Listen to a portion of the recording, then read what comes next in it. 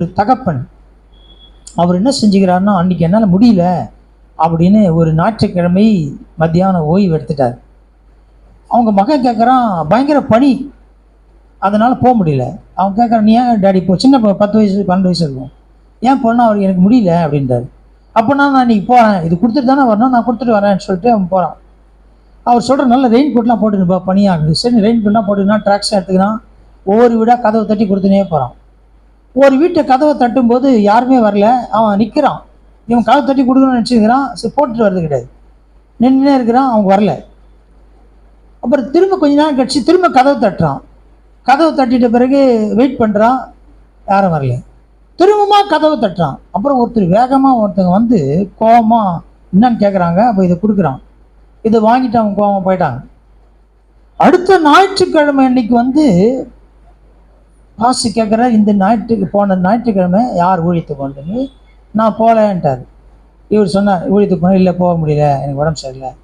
என் பையன் போனான். அப்போ ஒரு அம்மா சாட்சி சொல்கிறாங்க, நான் வந்து என்னுடைய வீட்டில் தூக்கு போட்டுக்கிறதுக்காக கயிறெல்லாம் போட்டேன்.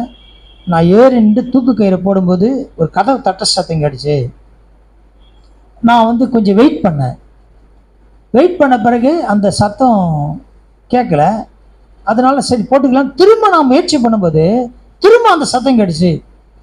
நான் போகலான்னு யோசித்தேன். அப்புறம் வேணாம் நான் கதவு திறக்கலாம் போயிடுவாங்க அப்படின்னு நினச்சி நான் திரும்ப முயற்சி பண்ணேன்.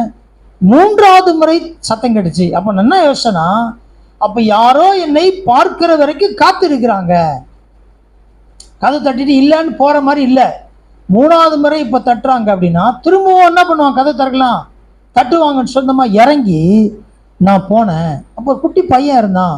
அவன்கிட்ட ஒரு ஏதோ ஒன்று கொடுத்தான். அதை வாங்கிட்டு நான் உள்ளே வந்து அதை உட்காந்து படிக்க ஆரம்பித்தேன். அதை படித்த பிறகு எனக்குள்ள சமாதானம் வந்தது. நான் தூக்கு போட்டுக்கிறத நிறுத்தினேன். இன்றைக்கு இந்த சர்ச்சைக்கு வந்துக்கிறேன், ரட்சிக்கப்பட்டாங்க. அது ஒரே ஒரு கைப்பிரதி ஒரு அற்புதத்தை செய்தது. பார்த்தீங்களா? அப்படின்னா இது தொடர்ந்து